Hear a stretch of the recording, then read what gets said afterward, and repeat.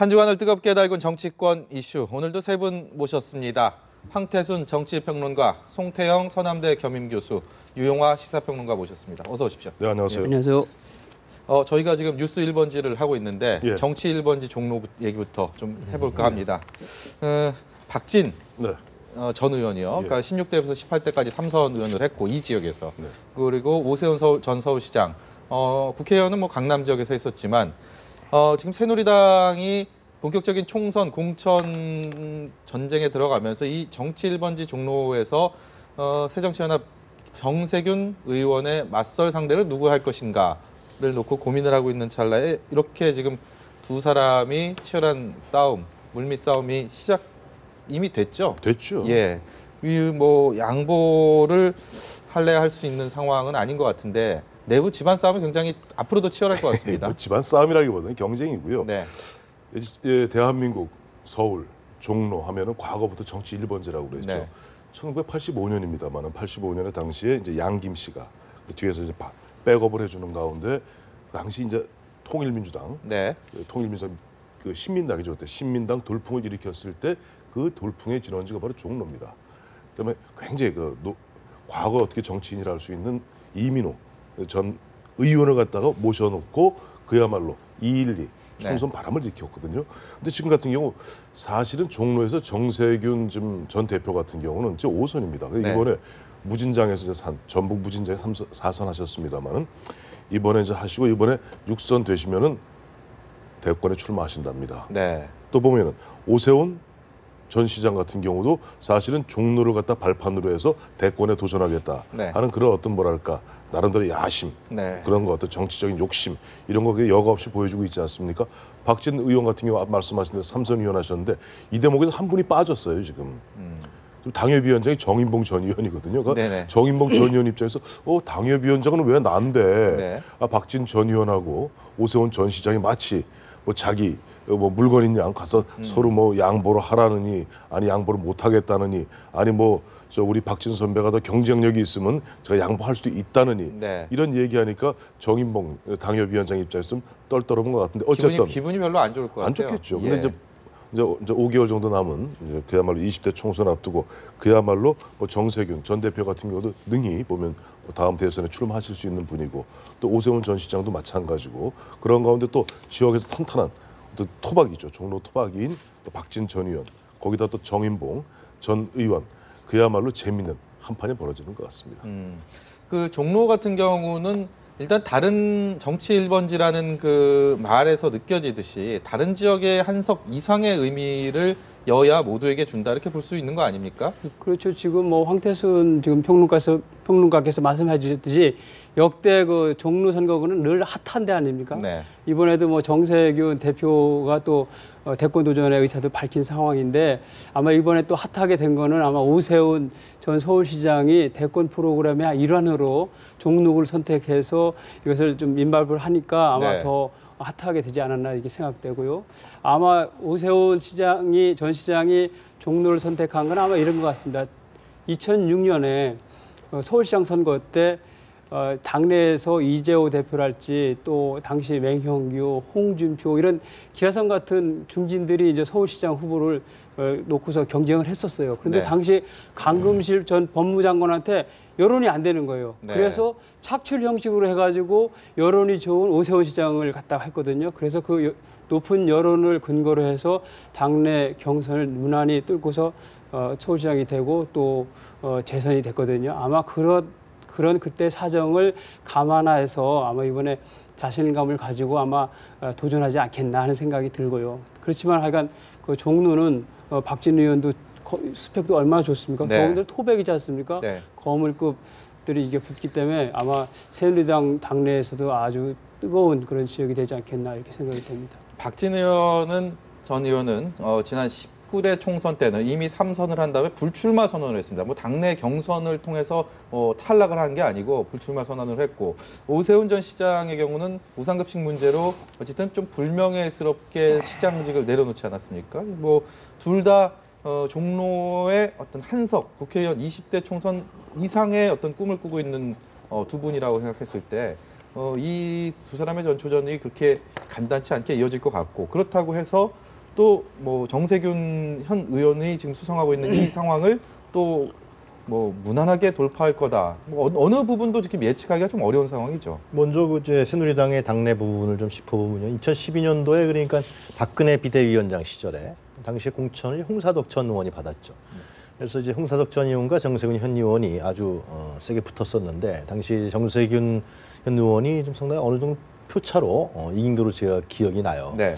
근데 그것이 바로 그 당시에 2012년도 총선에 서울 지역에 특히 강북 지역에 리딩 지역구라고 볼 수 있습니다. 그래서 네. 종로에서 어느 정도 승패가 나냐에 따라서 상당히 다른 강북 지역과 영향을 미치는 그러한 어떤 상징성이 있는데 이번에 이제 박진과 그 오세훈 저는 이제 공천 방식이 어떤 부분에 따라서 달라지지 않을까 생각합니다. 그러니까 박진 전 의원은 지금 이제 자기 자신이 종로에서 태어났고 종로의 토백이고 그리고 실제로 종로의 조직적 기반을 많이 갖고 있는 게 사실이죠. 제 기억으로는 당시 홍사덕 전 의원이 2012년도에 출마했을 때 박진 전 의원이 상당히 조직적으로 도와줬던 걸 네. 기억합니다. 그렇기 때문에 종로에서 3선을 했기 때문에 조직적 기반이 강하기 때문에 반면에 이제 오세훈 전 시장 같은 경우는 이제 이미지라든가 이런 대중성이 상당히 풍부한 사람들이죠. 파란이죠. 그래서 아마 아직 이제 새누리당의 어떤 그 권력 관계에 의해서 어떤 공천 방식 결정되느냐 아직 결정 안 됐습니다만은 오픈 프라이머리로 막 가게 된다 그러면은 네. 제 생각으로는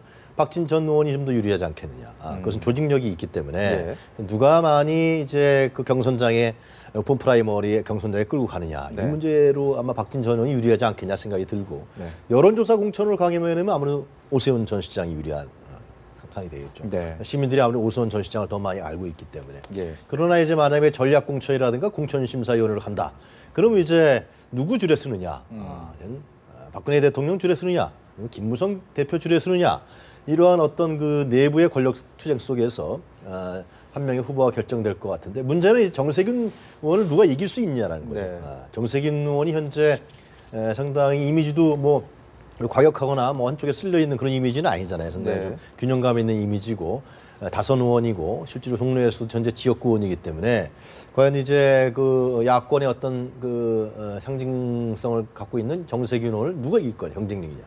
근데 그 문제보다도 아마 제가 보기에는 아마 새누리당의 내부 역학관계에 의해서 공천 방식이 무엇이 되느냐 이거에 따라 결정되지 않을까 네. 생각합니다. 종로야 뭐 과거 역대 어떤 선거에서도 이렇게 소위 핫한 지역이었는데 네. 새정치연합 입장에서 보면 노원병이라는 지역이 또 지난 재보선에서도 안철수, 노회찬 뭐 두 사람의 이름값만 가지고도 불꽃이 띄었는데 예. 여기에 지금 새누리당의 31살 신예 이준석 전 비대위원이 출마를 할 것이다. 이미 본인은 명확하게 얘기는 안 했지만 출마에 대한 얘기를 좀 군부를 떼고 있어요, 사실은요. 얘기를 하고 군부를 있는 것 떼고, 같아요. 예, 뭐 예. 이렇게 만약에 3파전 형식으로 간다면 여기도 못지않게 흥미로울 것 같습니다. 이 사실은 지난번에 이제 안철수 의원이 보궐선거 당시 4월 2013년 4월 보궐선거로 네. 들어왔습니다만 그때도 허준영, 안철수 그다음에 보면 자, 노회찬 네. 전 의원의 사모님 이 김지선 후보 이렇게 세 분이 붙었었죠. 네. 그때도 안철수 물론 당시 분위기는 또 안철수 당시 이제 보면 안철수 후보에 대한 뭐 아쉬움, 안타까움, 기대 이런 게 있으니까 뭐 사실 큰 차로 사실 네. 이겼습니다. 근데 지금 보니까 안철수 의원이 계속 새 정치를 말씀을 하고 계십니다만은 새 정치가 곧 혁신이고 혁신이 물갈이다 이렇게 말씀하시는데 아직도 국민들 입장에서는 예전에 안철수가만 같지 않은 거예요. 네. 그러다 보니까 지금 일부 여론조사에서는 뭐 이준석 전 새누리당 비대위원이 더 네. 앞서는 그런 여론조사 결과도 나오는데 만약 그런 상태에서 만약 노회찬 의원도 마침 이번에 동작으로 한번 갔다가 네. 다시 지역구로 옮겼다 다시 이제 집을 옮겼다 뭐 이렇게 얘기 나오니까 이거 노회찬 안철수, 이준석 붙게 되면은 안철수 의원이 좀 어렵지 않겠느냐 그러는데 이 두 가지를 갖다가 감안을 해야 될 겁니다. 네. 첫째는 현재 여론조사라는 것이 지금 나오는 게 ARS인데 ARS 여론조사가 사실 응답률이 10% 미만이에요. 예. 그리고 요즘 사실 새정치민주연합에 대해서 특히 보면 문재인 대표에서 좀 뜨악한 그런 어떤 유권자들이 많다 보니까 여론조사 오면 전화를 많이 끊는다고들 해요. 네. 그런 부분이 하나 감안을 하셔야 될 것 같고 또 하나는 뭐냐 하니까 지금 마침 최근에 보면 문재인 대표하고 정의당의 심상정 대표가 보면 뭔가 좀 만남을 자주 하고 있지 않습니까? 야권연대 뭐 시그널이 될 수도 있다. 그럼 심상정 저 대표 같은 경우는 아주 구체적으로 연합 정부를 만들자 네. 이런 이야기도 하고 좀 문재인 대표 입장에서 연합 정부라는 건 2017년에 대선 때 가서 한번 볼 일이지 당장은 좀 머물고 있습니다만 어쨌든 내년 총선 앞두고 지금 보면 가뜩이나 뭐 친노 비노 간의 싸움이 큰 가운데 갈라질 위험성도 있는 판에 네. 어쨌든 간에 큰 텐트 안에서 좀 최소한 선거 공전이 이루어야 되지 않겠느냐 하는 그런 흐름이 있기 때문에 좀 두고 봐야 되겠습니다만 그러나 그런 저런 걸 다 감안해서 다 뺀다 하더라도 예를 들어서 극단적으로 뭐 야권 연대가 깨져서 노회찬, 안철수, 이준석 나왔을 때 그래도 안철수 의원에 대한 국민들의 보편적인 시각이라는 것은 그래도 유력한 차기 대선 네. 주자고 또 한 번도 제대로 대선에 도전도 못 해보지 않았습니까? 네. 아마 앞서 보니까 기자 리포트에 나왔습니다만은 과거 20% 넘는 지지율을 갖고 내려놓은 사람이 어디 있겠습니까? 라고 하기 때문에 뭐 이준석 전 비대위원이라든지 이렇게 노회찬 전 의원이 도전해도 안철수의 벽을 쉽게 넘을 수는 없을 것 같습니다. 네. 송 교수님 생각 어떠십니까? 야권이 단일화가 되든 아니면 안 되든 간에 지금 이준석 전 비대위원이라는 이 젊은 정치인이 사실상 보여준 거는 그렇게 없지만 그 정치에 이렇게 많이 실망한 여든 야든 그 국민들에게 새로운 얼굴이다. 뭐 이래서 또 표심을 가져갈 이게 단순한 다크호스가 아닐 가능성도 있지 않습니까? 예. 그 이준석 전 비대위원 입장에서 보면 야권의 강력한 대권 후보하고 경쟁을 하고 한 거에 대해서 손해날 게 진짜 전혀 없죠. 더군다나 뭐 일부 여론조사에서는 뭐 박빙에다가 이길 수도 있다는 생각도 하고 더군다나 노회찬 의원이 거기로 나온 경우 3파전이 되면 이길 확률이 높다고 생각하기 때문에 아주 도전감이 많이 생기지 않겠습니까? 네.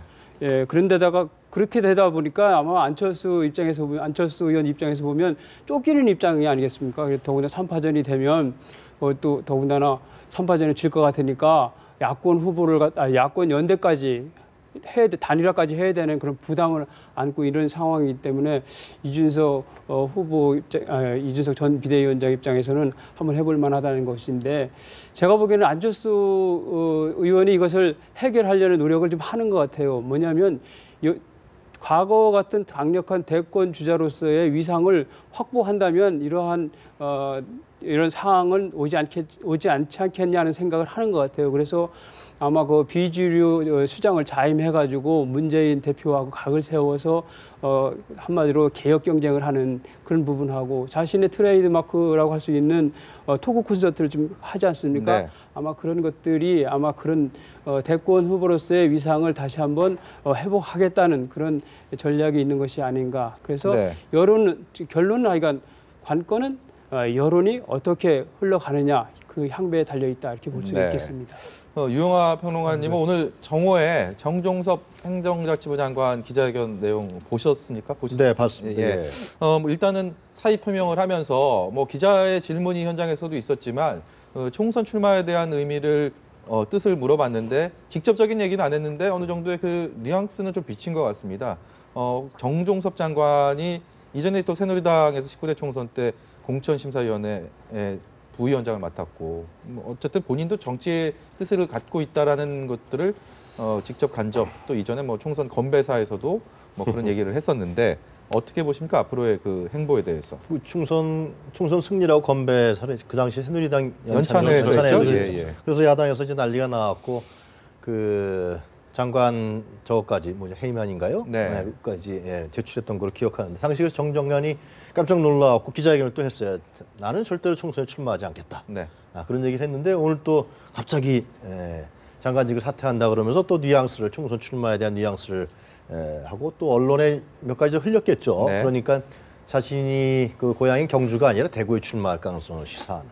실제로 박근혜 대통령이 얼마 전에 한 달인가 두 달 전에 그 대구에 갔을 때 정 장관이 동행하지 않았습니까? 네. 그렇기 때문에 이 문제는 결국 이제 정 장관이 이제 박 대통령과 대구와의 관계, 대구 경북과의 관계, 대구 경북을 다시 한번 박 대통령의 기반으로 삼는 문제, 네. 정치적 기반으로 삼는 문제, 정 장관이 그 첫 번째 카드로 던진 것이 아니냐, 저는 그런 생각을 합니다. 그렇기 네. 때문에 하여튼 뭐 향후에 대구 경북의 이제 공천이 어떻게 진행될지 두고 봐야겠습니다만은 정 장관이 그 카드를 장관을 사퇴하면서 그 카드를 먼저 자기 자신이 보여준 것이 아니냐라는 생각이 드는데 하여튼 뭐 모양새는 별로 좋지가 않죠. 정 장관이 오늘 그 사퇴 의사를 밝힌 기자회견이 본인의 독단적인 선택이다라고 보기엔 좀 어려운 거 아닙니까? 아무래도 좀 대통령의 어느 정도 재가를 좀 받은 거다, 받았을 거다. 그렇겠죠. 만약에 지금 특히 예. 행자부 장관인데요. 특히 네. 이제 장관직을 교체한다라는 것은 결국 대통령 입장에서 커다란 부담이 되지 않습니까? 또 네. 청문회를 해야 되고 또 어떤 장관을 할 것이냐, 또 개각의 성격과 내용이 달라진 문제이기 때문에 뭐 청와대하고 일정 교감이 없었다면은 이런 장관직 사퇴 의사를 표명하지 않았겠죠. 그리고 또 청와대로부터 뭐 제 추측입니다만은 뭐 어느 정도의 공천 부분에 대해서 나름대로 좀 얘기가 됐었던 거 아니냐. 네. 그렇기 때문에 장관직을 던지고 이제는 뭐 선거 운동에 들어가겠죠. 예. 그렇기 때문에 상당히 향후에 이제 새누리당의 이 공천 경쟁, 공천을 향한 싸움 이런 부분들이 이제 아주 내부에서 치열하게 정리되고 있다. 저는 아침에 보면서 갑자기 이번 스파트 뉴스로 정종섭 장관 오늘 12시에 뭐 긴급 기자회견을 했다 그러면서 이제 기자들이 예고하기를 아마 그 총선과 관련되고 사의 표명하지 않겠느냐 보면서 좀 뭐 뜬금없다는 생각을 했어요. 왜냐하니까 대통령께서도 얼마 전에 얘기하셨죠. 보면 이제 청와대에서도 이제 그만 이것이 끝이다. 네. 그다음에 앞으로 보면 좀 장관들도 좀 우리가 지금 국회의원을 겸하고 있는 장관들 같은 경우 이제 순차적으로 좀 돌려보내면서 뭐 정치하는 사람들이 어쩔 수 없지 않겠습니까? 그러는데 그러면서 대통령도 얘기했죠. 보면 어쨌든 장관들은 좀 어떻게 좀 뭐 국가 운영에 좀 매진해 주었으면 좋겠다는 이야기인데 뭐다 좋아요. 근데 뭐 장관 뭐 저희 장관하다가 정치할 수도 있죠. 예. 문제는 지금 정기국회 중 아닙니까? 정기국회 중이고 특히 보면 지금 아주 예결이 지금 한창 진행 중에 있는데 그런 상황에서 장관이 갑자기 저렇게 툭 하고 내가 그만두시겠다 이야기하니까 썩 모양새는 좋지 않습니다. 근데 앞서 이제 두 분 말씀하신 대로 물론 이것을 대통령께 어쨌든 뭐 가서 직접적으로 뭐 결재해 주십시오 하진 않았겠으나 어쨌든 대통령의 의중을 다 탐색을 하고 하는 거 아니겠어요? 네. 그런데 그 말씀하신 대로 그래요. 보면 정종섭 장관은 사실은 이미 오래전부터 아까 말씀하신 대로 2012년 공천심사할 때도 보면 공천심사위 부위원장을 하지 않았어요. 당시 네. 이제 정홍원 예. 나중에 총리하십니다만은 심사위원장했고 정치의 뜻이 있었던 얘기는 계속 쭉 나오고 있었고 네.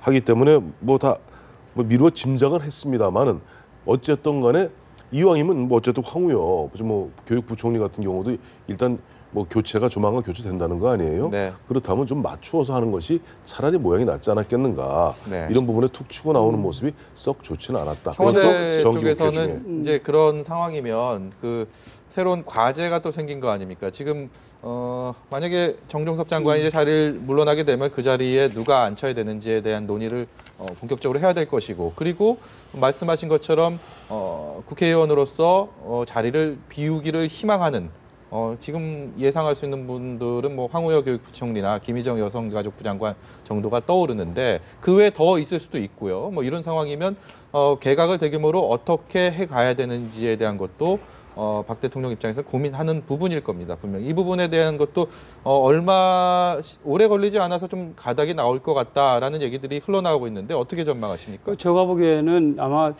정종섭 장관은 아마 개인적 욕구가 더 강하지 않았나 이런 생각이 들거든요. 대개 이제 정치권에서는 일요일을 갖다가 황금 시간대로 생각하지 않습니까? 네. 언론의 주목을 받을 수 있는. 오늘 같은 경우 보면 아주 짤막한 기자회견을 읽으면서 기자회견을 일요일 날 이렇게 잡았거든요. 네. 그래서 그러면서 이제 불출마를 하겠다는 얘기는 전혀 하지 않았어요. 그러니까 출마 선언을 완곡하게 한 것이거든요. 그래서 출마 선언으로 간주해도 이제 진배 없지 않습니까? 네. 그래서 이런 부분을 볼 때는 제가 보기에는 개인적인 어떤 욕구가 더 강한 부분이 있었지 않나 생각되고, 그래서 후속 조치에 관련된 부분은 만약에 이게 교감을 했다 하면 같이 했을지 않겠습니까? 네. 아까도 지적했지만, 그렇기 때문에 이것은 아마 정기국회가 끝나고 난 다음에 전면적인 개각이 됐던 준폭적인 개각이 됐던 아마 내년 총선을 대비한 개각이 됐던 하지 않겠나. 지금 정기국회가 지금 사실 되게 부담이 많이 갑니다. 여야간에 지금 첨예하게 이슈마다 대립되어 있고 스케줄도 지금 갈등과 뭔가 제대로 진행되지 않을 것이 거의 확실한 그런 상황이거든요. 거기다가 장관들이 사퇴를 하고 공백을 만든다. 이건 정말 무책임한 일 아니겠습니까? 아마 네. 그러기 때문에 전에도 대통령께서 말씀하신 대로 정기국회 정도는 제대로 마치고 난 다음에 아마 그러한 인사조치가 검토되지 않겠나. 저는 이렇게 전망하고 있습니다. 저희가 아까 그 대구 경북 쪽에 뭐 물갈이론 얘기를 하면서 뭐 집중적으로 그런 얘기를 했었는데 유승민 전 새누리당 대표 원내대표 그 지금 뭐 대구 경북의 사실상의 또 터줏대감 중에 한 명인데 이제 최근에 뭐 영남대 강연을 하기로 했다가 이게 취소되면서 좀 잡음이 좀 있었습니다. 그런 찰나에 좀 유수호 전 의원 부친도 어제 이제 운명을 했고 작고했고 이런 상황이라서 뭐 여러 가지 해석들이 나오고 있어요. 아무래도 유승민 전 원내대표 같은 경우는 대통령과 약간 각을 세운 부분들이 모두에게 알려져 있었기 때문에 특히 그 부친 경우도 박정희 전 대통령과 판사 시절에 약간의 좀 그런 문제가 좀 있었다면서요? 그래서 언론에서는 2대째 내려와서 박정희, 박근혜 그리고 유수호, 유승민 이렇게 2대째 대립각을 세우는 여권 내 어떤 상황이다, 현상이다 이렇게 뭐 언론에서 쓰기도 하는데요. 실제로 근데 영남대 거는 그랬다는 거 아닙니까? 영남대 부총장이 지금 최혜칠 부총장, 네. 박근혜 대통령의 최측근으로 알려져 있는 인사죠. 그렇기 때문에 그 유 전 원내대표에 유승민 원내대표 전 원내대표에 따르면 영남대 학생들이 자기 방에 놀러 왔다가 견학을 왔다가 얘기가 돼서 이제 강연을 하기로 했는데 갑자기 절차상의 문제가 들어가면서 취소됐다. 네. 더 이상 얘기는 안 하겠다. 그런데 뭐 하여튼 이 문제는 아무래도 그 최유칠 부총장이라는 사람이 영남대에 있기 때문에 박근혜 대통령한테 배신자로 찍혀 있는 유승민 의원을 정치적으로 견제하는 것이 아니냐. 네. 이 대학의 강연까지 막는 것이 아니냐, 뭐 이런 얘기도 사실상 지금 나오고 있는 게 사실이죠. 뭐 추측성 발언입니다만은 하여튼간에 저는 그렇게 생각합니다. 대구 경북의 이제 시민들이 내년에 어떤 판단을 할지, 또 이제 새누리당에서 어떤 판단을 할지 좀 더 지켜봐야겠습니다만은 그 과연 이제 현직 대통령이 임기가 한 2년 정도 남지 않았습니까? 네. 그죠? 임기가 5년인 대통령이 있고. 그리고 여권 내에서 나름대로 신보수를 주창하면서 새로운 보수의 어떤 행보를 내딛고 있는 유승민 의원이 있습니다. 자, 대구 경북의 발전과 우리나라 전체의 발전을 위해서 특히 대구 경북은 상당히 보수적인 도시다. 이렇게 네. 좀 뭔가 국민들한테 인식돼 있는 그런 뭐 긍정적인 이슈는 아닌 것 같고요. 하여튼 그러한 부분이 있기 때문에 과연 좀 그러한 과거의 어떤 이렇게 정체되어 있는 보수에서 좀 새로운 활로를 뚫는 부분으로서 정치인, 그 유승민 아니냐 이런 부분이 또 실제로 국민사에 있고요. 또 뭐 대구 경북 내에도 있다고 저는 알고 있습니다. 그래서 향후에 이제 총선 경쟁을 할 때 네. 과연 이제 유승민 의원 입장에서 봤을 때는 박근혜 대통령의 지지율이 올라가느냐 내려가느냐, 예. 그 반에서 유승민 자신의 본인의 지지율은 어떻게 되느냐, 이 문제에 따라서 공천과 총선이 결정되지 않겠습니까? 네. 근데 좀 더 대구 지역에 있는 대구 경북에 있는 시민들이 어떤 판단을 할지 좀 진전된 판단으로 할 것인지, 과거에 그대로 가는 판단을 할 것인지 좀 지켜봐야 될 것 같아요. 저희가 시간이 이제 뭐 1분 정도 남아 있는데요. 마지막 한 가지만 더 여쭤볼게요. 그 여야 원내 지도부가 내일부터 이제 국회 정상화를 하기로 하고 거기에 관련돼서 지금 모여서 얘기를 하고 있습니다. 국회 정상화 할 게 너무 많기 때문에 빨리 정상화해야 되는 거는 여야가 모두 뭐 공감하는 부분인데 잘 돌아갈 거라고 보십니까? 이거 뭐 할 수 있는 것만 하면 되는 거예요. 지금 보면은 12월 2일까지 예산 통과시키고 12월 10일까지 정기국회입니다만은 할 수 있는 거지. 보면 여야가 첨예하게 서로 이론이 의논이 이제 부닥치는 곳은 그건 처리할 수가 없는 겁니다. 그래서 여야 이론이 없는 부분에 있어서는 보면 그건 어쨌든 야당 또 급한 부분이 있거든요. 네. 그러니까 그건 통과될 거고 짧게만 한 10여 초 남았어요. 짧게 말씀드리면 아까 유승민 원내대표에 대해서 짧게 제가 부연 설명드릴게요. 대구 경북 사람들은 자기들이 보수 산업화 그리고 보수 산업의 가장 중요한 덕목인 의리를 굉장히 생명같이 여기는, 네. 즉 박근혜 대통령은 박정희 딸로 여기는 것이지 박근혜 하나를 보지 않습니다. 마치 호남에서 김대중 선생님께서 영원한 선생님이듯이 대구 경북에서 보수에서는 박정희 대통령은 영원한 지도자입니다. 네. 오늘 말씀 여기까지 듣겠습니다. 지금까지 황태순 정치평론가, 송태영 서남대 겸임교수, 그리고 유용화 시사평론가였습니다. 고맙습니다.